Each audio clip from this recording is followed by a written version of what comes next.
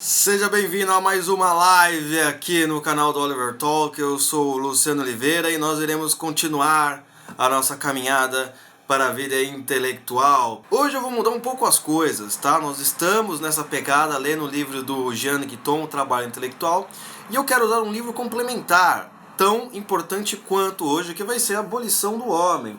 Vou dar uma mudadinha porque até eu tô ficando enjoado de ler isso aqui todo dia. Não é?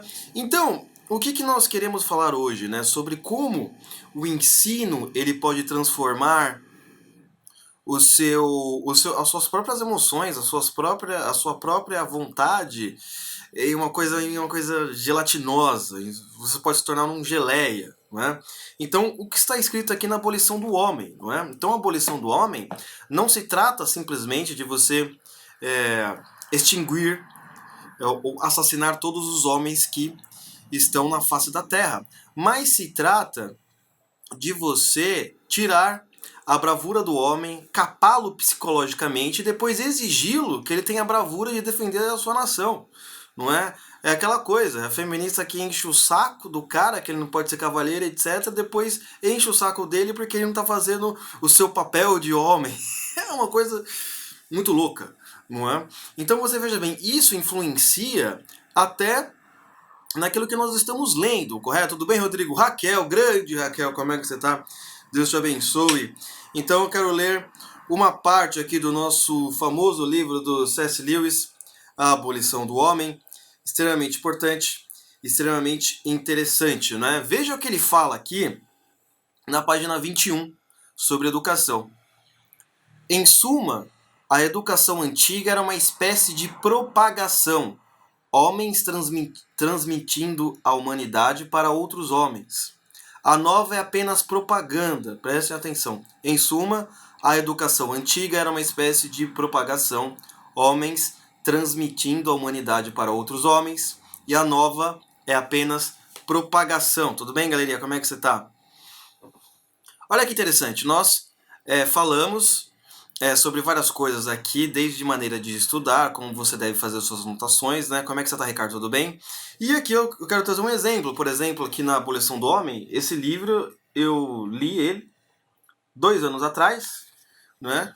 E assim que eu queria mostrar para vocês esses trechos hoje, 2 anos não lembro, mas tá marcadinho as partes principais e eu já consigo rapidinho pegar aqui e mostrar para vocês. Então presta atenção, a educação antiga era você transmitir a humanidade para os outros homens, ou seja, transmitir a alta cultura. O que é a alta cultura? Aquilo que existe de melhor e o que de melhor a humanidade já criou. Tudo bem, Guimelo Alberto? Como é que você está? Seja bem-vindo.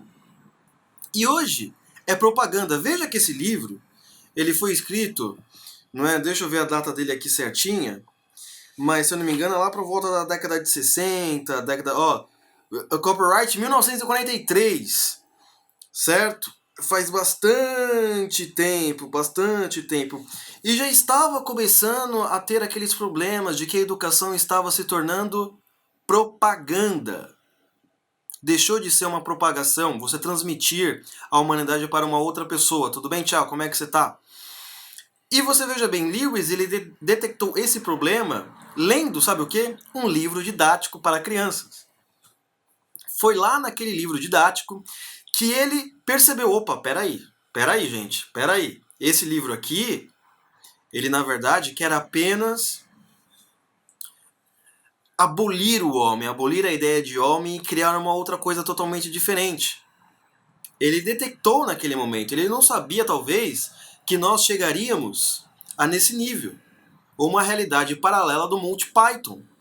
Não é? Quem já assistiu Monty Python tem aquela famosa cena no Coliseu Romano, né, que um fala assim, eu quero engravidar, e não sei o que, eu quero mais ser homem, você não pode engravidar, qual é o problema? Mas não, é o que acontece hoje em dia. E tudo isso começa por um simples fator, qual que é?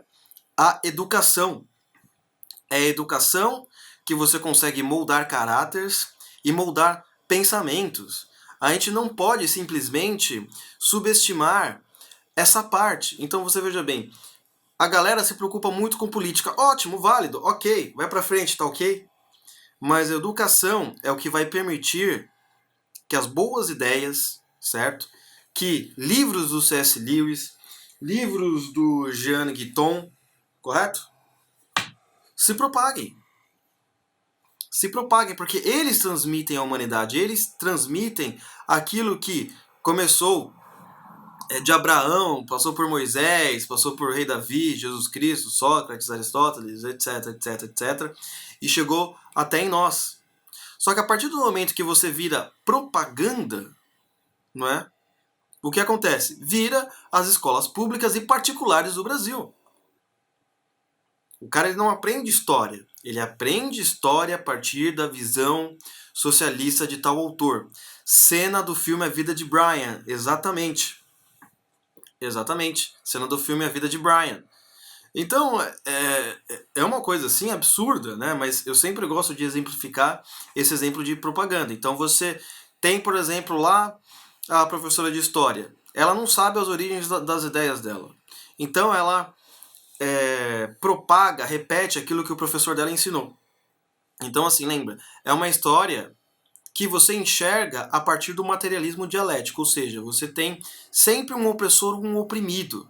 Você olha a realidade com essas lentes. Então, tava aqui os índios puros, né? Os caras, até porque os caras não guerreavam, não eram canibais, nada disso. Não, puros, e aí chegou o português homem branco do mal e foi lá, matou todo mundo, etc. Aí o que acontece? Mas aí, se o branco matou todo mundo, não tem mais oprimido. Não, tem mais outro oprimido, tem os negros, não sei o que. Mas os negros foram libertos. E agora, o que acontece? Não, mas agora são os estrangeiros, etc. Então, a história, ela vai passando, sempre tendo essa dialética entre o opressor e o oprimido. É assim que a gente aprende.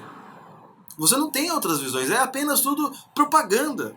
Por quê? Serve a um partido, a uma ideia de governo que está acontecendo hoje. E olha que interessante, você veja bem, eu sempre falo para vocês, olha como a literatura ela é muito mais importante do que estudar apenas livros de política. O pessoal acha que não, com livros de política ele vai, não, agora eu vou entender tudo de política. Para com isso, você não sabe como funciona. Olha, Lewis detectou todos esses problemas, gente. E não era um professor de política, era um literato. Professor de crítica literária em Oxford, se eu não me engano. Alberto, homeschooling tem uma participação determinante nessa questão com as escolas e o método de ensino que temos hoje. Talvez seja a única alternativa viável. Talvez mesmo seja a única alternativa viável. Então você veja bem, perceba, por exemplo, um outro livro extremamente interessante, extremamente importante para os dias atuais, que é, eu esqueci. Não, lembrei, qual é o nome daquele livro lá, que é do futuro, e não sei das quantas coisas. Admirável Mundo Novo. Admirável Mundo Novo. Um livro fantástico, um livro maravilhoso. E você veja bem, o autor, que me fugiu da cabeça agora, ele detectou várias e várias coisas que aconteceriam na humanidade no futuro e que está acontecendo agora. Você veja, perguntaram para ele, né, num outro livro depois, Regresso ao Admirável Mundo Novo, ele disse, não, eu escrevi essa literatura aqui, essa ficção, porque eu andava com, vamos dizer assim, com a elite, não é? Com a elite das sociedades, e o que eles queriam? Exatamente, Aldous Huxley. E o que eles queriam? Eles queriam fazer tudo isso. Eugenia, idosos não tem que viver, não sei o que, a beleza eterna, somente sexo, tirar o amor, não é deixar o sujeito assim, ó, não pode ler muito livro. Eu só escrevi um romance daquilo que eu ouvia desses caras. E você veja, ele acertou mais do que infinitos analistas políticos que você conhece ou já conheceu, que não serão conhecidos na história. E o que acontece? A galera fica lá, não, é porque eu tenho que ler só política. Não. O que acontece ali, política é só técnica nesses livros. Você tem que ter a expansão literária para poder pegar todo background, por assim dizer, né? Todo o cenário. Como assim? Não, literatura, coisa de criança. Né? Os nossos deputados, vamos dizer, de direita, nem não, é bobagem, vamos fazer aqui só seminários e seminários e seminários de política, nova ordem mundial, etc. Meu, ok, vamos pegar aí. Qual que é o autor que tem a filosofia política mais celebrada hoje em dia no Brasil? Olavo de Carvalho. Ele despreza a literatura? Não, ele fala que a literatura é o começo de tudo. É a base fundamental para todos os outros entendimentos. O cara lê até hoje. E ele até fala. Cara não, né? Respeito. O professor fala até hoje, não é? Que a maioria dos livros que ele lê por ano é de literatura. E a galera despreza. Produzimos homens sem peito e esperamos deles virtude e iniciativa. Caçoamos da honra e nos chocamos ao encontrar traidores entre nós. Castramos e ordenamos que os castrados sejam férteis. Não é? Então, aqui, óbvio que no livro ele dá um sentido para isso, né? Ele dá um sentido de que, a partir do momento que você está tirando no ensino as virtudes, os valores, etc., a hombridade, né? Não só somente do homem, mas também das meninas, você também não pode querer exigir depois do sujeito que ele seja alguém que dê a sua vida pela pátria. Não é? Mas pense nisso em vários sentidos. Né? Nós tiramos das pessoas a grande cultura, nós tiramos o amor pela literatura e depois nós queremos que elas sejam o quê? Ah, não, você tem que ler isso, tem que ler aquilo, etc. E não sei o quê. Né? Nós caçamos a honra mesmo, da lealdade. Isso acontece direto. Não é? É uma coisa assim absurda o que está acontecendo entre nós. Mas tudo isso, você veja bem, é a partir lá do ensino. É a partir do ensino. Né? Então é ali que nos devemos focar. Ok, escola sem partido é uma alternativa, mas nós, eu não tenho filho, mas você que tem filho ou tem sobrinho, etc., nós temos que fazer esse trabalho em casa. Não dá para esperar que o governo faça alguma coisa, mesmo que ele fizesse. Também seria uma coisa muito brasileira, não, muito paternalista, sabe? Não, porque o governo tem que fazer, senão eu não faço. Não, não. Muito pelo contrário, se o governo não fazer nada, é melhor, porque o governo, quando faz alguma coisa, só atrapalha, né?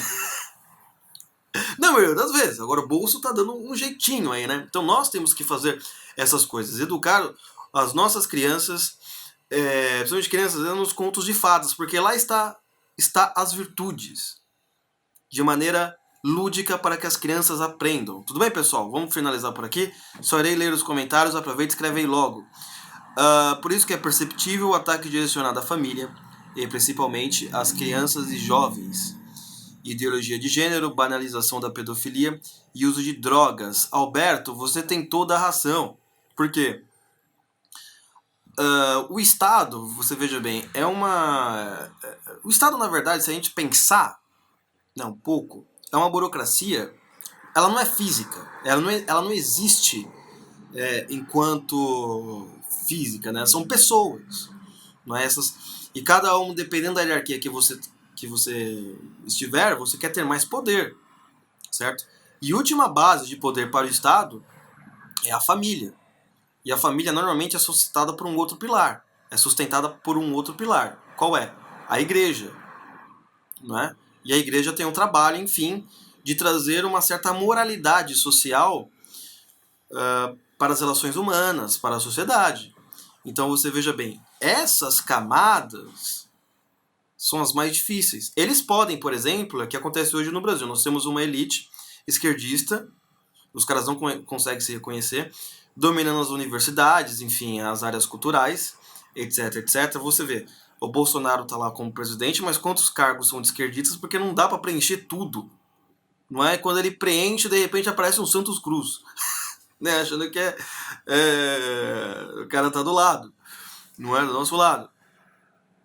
Então você veja bem, eles estão nessas camadas, só que essa camada mais de baixo, a única maneira que eles conseguem afetar ou modificar é através da escola. Eles não conseguem chegar na família diretamente e fazer essas bizarrices. Não, o pai de família vai dar um soco. Então, através da escola, já pega as criancinhas. A banalização da pedofilia, você veja bem, existe uma coisa muito interessante em toda essa liberalização. As camadas mais altas, vamos dizer assim, da sociedade, do show business, eles querem liberar na sociedade aquilo que eles fazem escondido. Como é proibido? Pedofilia, drogas, etc. E eles seriam criticados pela opinião pública, pelas massas, parariam de ver os seus filmes, os seus shows, etc. Então eles querem transformar isso em algo normal. São um bando de canalhas, né? Rodrigo, a família é como se fosse um país em miniatura. Tudo começa na família. Exatamente, Rodrigo. Né? Aristóteles fala isso em seu livro A Política. Correto? Que antes do Estado existia a família. Você, não sei se você leu Aristóteles, mas você está ecoando as palavras dele, ou Aristóteles baixou em você agora. Parabéns, meu amigo. Parabéns. É como se fosse um governo de mais fácil acesso. Exatamente, exatamente, né? Até porque você tem menos pessoas, né? E você tem uma hierarquia ali mais ou menos representada, né? Pelo pai de família ou pela mãe, né? Então você pode ver, olha que interessante. Se a gente pegar, por exemplo, esse aspecto da família que você disse, é muito interessante porque dentro de uma família, de uma casa, vamos lá, um pai, uma mãe e um filho, tá? Não vou colocar mais filhos, vou colocar um só para ficar didaticamente mais fácil e mais simples, né? Você tem ali a divisão de poderes, né? Bem claro. Não é? O que significa a divisão de poderes? Significa a quantidade de liberdade que cada um vai ter. Então, por exemplo, vamos supor que a criança ela tem menos liberdade dentro da casa dela, ou seja, ela tem menos poder de atuação, correto? Mas ela tem ainda um pouco de liberdade, ou um pouco de poder, porque senão, se o pai tem o poder 100%, óbvio, sei lá, vamos dizer assim que a criança já está na idade da razão, se o pai tem 100% de poder, a criança ela vira tipo um escravo, né? Então não funciona assim. O poder ali é dividido, não é? Entre a mãe e o pai. O pai pode ter um pouquinho mais, a mãe tem um pouquinho menos, mas aí você vai ver que há um certo balanceamento, porque talvez aí é a negociação de cada casal. Mas você percebe que é uma divisão de poderes bem clara. Alguns têm mais, outros têm menos. Os que têm menos obedecem, claro, né? Porque senão, né, se eles quiserem ter 100% de poder, eles muda de casa, tem 18 anos, meu filho, você quer fazer o que você quiser? Então vai pagar suas contas, vai morar sozinho e nem enche o saco. O problema hoje em dia é que é uma geração de mimados que quer ficar na casa da mãe e quer ainda mandar, né? Então fica difícil, né? Então você vê que aí vai ter um choque de poder, né? É muito claro é muito simples essa analogia. Não é? Se o moleque quer ter 100% de liberdade, ele precisa sair de casa. Isso é bem simples de ser entendido, não é?